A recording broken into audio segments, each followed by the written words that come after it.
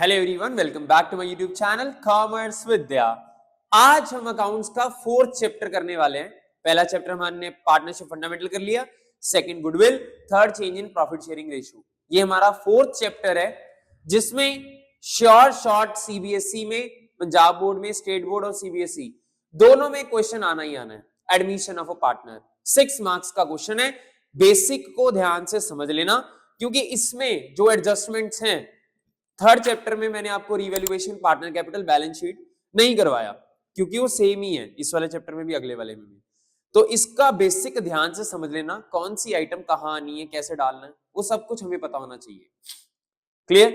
दूसरी चीज, यहां पे एक तो हमें रिवैल्यूएशन अकाउंट बनाना है, एक पार्टनर कैपिटल अकाउंट बनाना है, एक बैलेंस शीट बनानी है। ये तीनों चीजें आपने बनानी है और इसके बेसिस पेपर में ज्यादातर बैलेंस शीट नहीं आती, बट हमें बैलेंस शीट तक सारा क्वेश्चन सॉल्व करना आना चाहिए। ठीक है? रिवैल्यूएशन भी, पार्टनर कैपिटल भी और बैलेंस शीट भी। मैं आपको इसके बेसिक बता रहा हूं कि किस अकाउंट में क्या क्या आता है। अभी मैं क्वेश्चन नहीं करवा रहा, बट मैं आपको ये बता रहा हूं कौन से अकाउंट में क्या चीजें आती हैं। तो ध्यान से समझ लेना कौन से अकाउंट में क्या चीजें इंक्लूड होती हैं। सबसे पहला अकाउंट है रिवैल्यूएशन अकाउंट। मैं ये अकाउंट हमेशा इकट्ठे बनाता हूं, तो ध्यान रखना आप भी इकट्ठे बनाना, क्योंकि अगर अलग अलग बनाओगे तो कई बार कोई आइटम रह जाती है जो हम नहीं डालते। Particulars rupees, particulars rupees, debit और एक क्रेडिट, ये हमारा रिवैल्यूएशन अकाउंट है। आगे हमारा पार्टनर कैपिटल अकाउंट। मैं तीनों इकट्ठे इसलिए बनाता हूं क्योंकि कई बार हमारी एक आइटम रिवैल्यूएशन में तो चली जाती है, हम पार्टनर कैपिटल में डालनी भूल जाते हैं, या पार्टनर कैपिटल में आ जाती है, हम आगे डालनी भूल जाते हैं। तो ये तीनों ध्यान से समझ लेना कि हमने रिवैल्यूएशन कैसे बनाना है, पार्टनर कैपिटल कैसे बनाना है और बैलेंस शीट कैसे बनानी है। सिंपल फॉर्मेट है, particulars A B C, particulars A B C. यही फॉर्मेट लास्ट चैप्टर में है जो इससे पहला करके आए हैं, यही फॉर्मेट इससे अगले चैप्टर रिटायरमेंट में, और यही फॉर्मेट डेथ तक चलेगा। इवन डिसोल्यूशन में भी इसका कुछ पार्ट आएगा। ठीक है? ये हमारा क्वेश्चन है। मैंने मतलब अभी क्वेश्चन नहीं करवा रहा हूं, अभी सिर्फ आपको बताऊंगा कि कौन सी आइटम कहां पे आती है और क्या क्या पैटर्न से हमें ये क्वेश्चन करना होता है। ठीक है? इसका ये क्रेडिट होता है, ये डेबिट होता है। ये फॉर्मेट है हमारा revaluation account, partner capital account और बैलेंस शीट। अब पॉइंट ये है, सबसे पहले मुझे ये देखना है रिवैल्यूएशन अकाउंट क्यों बनाया जाता है। ये बनाया जाता है कई बार जब आप नया पार्टनर एडमिट करते हो, हम दो बंदे ऑलरेडी काम कर रहे हैं, ए और बी ऑलरेडी काम कर रहे हैं। सवाल ये है, जब ए बी ऑलरेडी काम कर रहे हैं तो सी को एडमिट किया। सी को एडमिट करने के पीछे कारण बहुत सारे हो सकते हैं, हमें हमारी कैपेसिटी नहीं है, हमारे पास पैसा नहीं है, हमारे पास नॉलेज नहीं है, कुछ भी हो सकता है। सी एडमिट कर लिया। अब जैसे सी एडमिट किया, एडमिशन के टाइम पे सी ने बोला पुरानी 5 साल पुरानी तुम्हारे पास चीजें पड़ी है, इनकी आज की वैल्यू चेक करो और जो प्रॉफिट लॉस है अपने में बांटो। मैं क्यों बियर करूं अगले 5 साल बाद? मान लो बिल्डिंग की वैल्यू 2 लाख थी, अब बिल्डिंग की वैल्यू सिर्फ 50,000 रह गई। वो कहता 1.5 लाख रुपए का नुकसान है, तुम मेरे पल्ले भी डाल दोगे? तुम एक काम करो, तुम्हारे पास जितनी एसेट्स हैं, जितनी लायबिलिटीज हैं, उनकी आज वैल्यू चेक करो, इसका जो फायदा नुकसान है वो डाल दो, अपने आप में डिस्ट्रीब्यूट करो, और आज की फिगर्स के ऊपर हम बैलेंस शीट दोबारा बनाएंगे। इसलिए ये बनाया जाता है, नहीं तो इसकी रिक्वायरमेंट ना हो। ये है पर्टिकुलर रुपीस, पर्टिकुलर रुपीस। यहां पे आता है अगर किसी भी एसेट की वैल्यू डिक्रीज हुई, टू डिक्रीज इन एसेट। अगर की एसेट की वैल्यू कम होती है तो हम यहां पे लिखेंगे एग्जांपल, फर्नीचर पहले 50,000 का था, फर्नीचर बैलेंस शीट के अंदर 50,000 है बट बाहर 40,000 पे दिया हुआ है, मतलब कितने का नुकसान हुआ? 10,000 रुपए का। टू फर्नीचर 10,000 रुपए यहां पे लिख दो। क्लियर? To furniture 10,000। साथ की साथ बैलेंस शीट में यहां पे एसेट रीवैल्यूड फिगर पे लिखोगे। रीवैल्यूड फिगर मतलब आज जो उसकी वैल्यू है, जैसे कि हमारे पास आज किसकी वैल्यू है? फर्नीचर की 50 थी, 40 रह गई, 40 यहां लिखो, जितने का नुकसान है वो यहां लिखो। I hope this is clear. जितने का नुकसान है वो रिवैल्यूएशन में, जितने की आज रह गई वो यहां पे 50 वाली 40 की रह गई, 40 यहां 10,000 रुपए यहां। क्लियर, चलो आगे। अगर एसेट बढ़ गई बाय इंक्रीज इन एसेट, अगर एसेट बढ़ गई, बिल्डिंग पहले 2 लाख की थी, 2 लाख की थी बैलेंस शीट के अंदर, अब बिल्डिंग हो गई है 2.5 लाख की, 2,50,000। फायदा हुआ नुकसान हुआ? फायदा हुआ। कितने का फायदा हुआ? 50,000। कैसे लिखेंगे? By building 50,000। और आज बिल्डिंग की वैल्यू कितनी हो गई? 2.5 लाख। तो यहां कितना लिखोगे? बिल्डिंग 2.5 लाख। साथ की साथ लिख देना सो दैट हम बाद में भूल ना जाए। बिल्डिंग सॉरी, बिल्डिंग बढ़ी, यहां डाल दी। क्लियर, आगे। अगर लायबिलिटी बढ़ गई, टू इंक्रीज इन लायबिलिटी, अगर लायबिलिटी बढ़ गई तो यहां पे आएगी। एग्जाम्पल, क्रेडिटर थे 10,000 के, क्रेडिटर लायबिलिटी होती है हमारी, बैलेंस शीट में लायबिलिटी साइड पड़े थे 10,000 के, अब उनको 12,000 देना पड़ रहा है, किसी सिचुएशन की वजह से उनको 12,000 देने पड़ रहे हैं, 2,000 ज्यादा देने पड़ रहे हैं, टू क्रेडिटर 2,000। जितने ज्यादा पे करने पड़ रहे हैं लायबिलिटी को वो यहां पे, और यहां पे रीवैल्यूड फिगर्स पे, रीवैल्यूड फिगर्स पे क्रेडिटर 12,000, 10 के थे 12 के हो गए, यहां 12,000 लिख दो। क्लियर, आगे।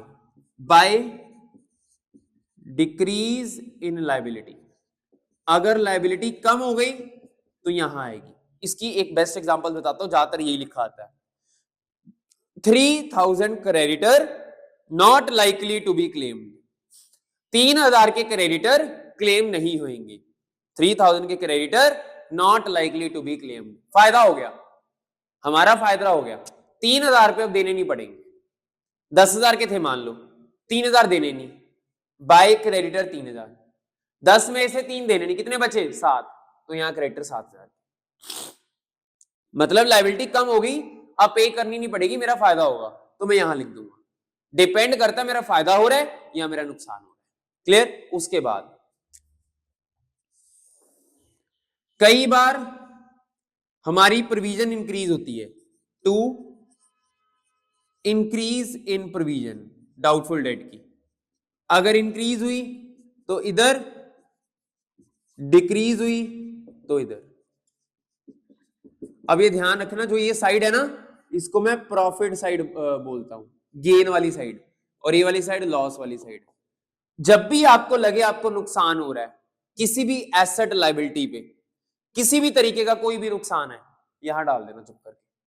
कोई भी फायदा हो रहा है आपको किसी एसेट लायबिलिटी पे, वैसे कोई फायदा हो गया, यहां आएगा किसी भी तरीके का फायदा। अब यहां पे मैं बहुत सारी एडजस्टमेंट कराऊंगा अभी, बट जो मेजर एडजस्टमेंट है वो आप ध्यान में रखो, ये वाली। क्लियर हो गया। अब आते हैं इसका क्रेडिट साइड से डेबिट साइड माइनस करोगे तो यहां पे आपके पास आएगा या तो रिवैल्यूएशन प्रॉफिट या तो रिवैल्यूएशन लॉस। यहां पे आपको प्रॉफिट या लॉस दिखेगा। अगर प्रॉफिट आया तो यहां लिख दोगे टू रिवैल्यूएशन प्रॉफिट ए और बी, सिर्फ 2 बंदों में डिस्ट्रीब्यूट होगा जो पुराने हैं। अगर लॉस आया तो इधर बाय रिवैल्यूएशन लॉस ए और बी, और ये फिर हमारा मैच कर जाएगा। क्लियर होगा सबको? इस तरीके से आपने रिवैल्यूएशन अकाउंट बनाना है। रिवैल्यूएशन अकाउंट में एसेट गिरी इधर, एसेट बढ़ी इधर, लायबिलिटी बढ़ी इधर, लायबिलिटी गिरी इधर, प्रोविजन बढ़ी इधर, प्रोविजन गिरी इधर, रिवैल्यूएशन प्रॉफिट इधर, लॉस इधर। ये हमारा रिवैल्यूएशन अकाउंट पूरा क्लोज हो गया। अब पार्टनर कैपिटल में क्या क्या आता है? सबसे पहले बाय बैलेंस ब्रॉट डाउन, यहां पे बैलेंस, कैपिटल के बैलेंस आपको बैलेंस शीट में गिवन होते हैं, ये वो वाले बैलेंस है। फिर बाय एनी रिजर्व, कोई भी रिजर्व हो सिर्फ 2 को बटेगा, और इसका तो बैलेंस ही नहीं गिवन होगा, अभी आया ना, 2 को बांटना है रिजर्व, चाहे वो WCR हो, IFR हो, जनरल रिजर्व हो, और कोई भी रिजर्व हो। इंप्लॉइज प्रोविडेंट फंड को नहीं बांटते, बाकी सबको बांटते।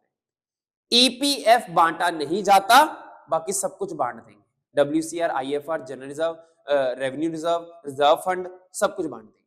क्लियर। उसके बाद अगर अंदर प्रॉफिट एंड लॉस पड़ा हुआ लायबिलिटी साइड, तो यहां पे आएगा प्रॉफिट होता है, इन दोनों को बटेगा। अगर अंदर प्रॉफिट एंड लॉस एसेट में पड़ा हुआ तो यहां आएगा, ये एसेट साइड वाला है, ये लॉस है, अगर अंदर गुडविल पड़ी होगी तो भी लॉस है, इधर बांट देना। अगर अंदर एडवर्टाइजमेंट सस्पेंस होगा वो भी इधर डाल देना। अंदर डेफर्ड रेवेन्यू एक्सपेंडिचर होगा, बांट के इधर डाल देना। मतलब सारा कुछ हमने यही डालना है यहां पे। क्लियर हो गया? इसके अलावा जो नया पार्टनर है वो कैपिटल लेके आएगा, तो यहां लिखोगे बाय कैश, ये कैपिटल लेके आया, कैपिटल। और अगर नया पार्टनर गुडविल लेके आता है तो प्रीमियम फॉर गुडविल लिख के इसमें ही बांटा जाएगा।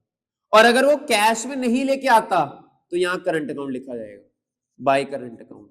ये ध्यान रखना, इन दोनों में से एक आएगी, या तो बाय प्रीमियम फॉर गुडविल अगर गुडविल कैश में है, और अगर गुडविल कैश में नहीं है तो बाय करंट अकाउंट के नाम पे इन दोनों को जा सकती है। और कौन सी रेशो में बांटोगे गुडविल? हमेशा सैक्रिफाइसिंग रेशो। फॉर्मूला क्या है इसका? Old minus new. ये निकाल के फिर गुडविल बांटनी है। 90% गुडविल ओल्ड वाली ही सैक्रिफाइस होती है, बट अगर न्यू गिवन है तो ओल्ड माइनस न्यू करोगे, फिर जाके डिवाइड करोगे। क्लियर? उसके बाद इसका टोटल लगाओगे, इसका टोटल इससे माइनस, इसका टोटल इससे माइनस, इसका टोटल इससे माइनस करके आएगा यहां टू बैलेंस कैरी डाउन। ये बैलेंस बचेगा तीनों का, ये हमारा पार्टनर कैपिटल का आंसर होगा। और ये आएगा नीचे तक, कैपिटल के बैलेंस यहां पे आ जाएंगे और हमारी बैलेंस शीट मैच कर जाएगी, एसेट और लायबिलिटी मैच कर जाएगी। ज्यादातर हमें पार्टनर कैपिटल तक आता, बैलेंस शीट हमें नहीं आती, बट फिर भी आपको बैलेंस शीट आनी चाहिए। मेजर रिवैल्यूएशन अकाउंट आपको पता होना चाहिए, प्रॉफिट लॉस का कैसे है, फिर आपको पता होना चाहिए पार्टनर कैपिटल अकाउंट कैसे चलेगा, और फिर बैलेंस शीट के बारे में। क्लियर हो गया? So this is all about admission of a partner. आगे इसके क्वेश्चंस करवाऊंगा, ध्यान से समझना, इसके 2-3 क्वेश्चन करवाऊंगा और केसेस भी। एक बार गुडविल को भी समझा दूंगा अलग से, फिर केसेस करवा दूंगा, फिर हम आगे चलेंगे। इसके 2-3 क्वेश्चन करवाऊंगा क्योंकि इसको बेस्ट तरीके से समझ लेना। ठीक है? चलो, ऑलराइट, डन।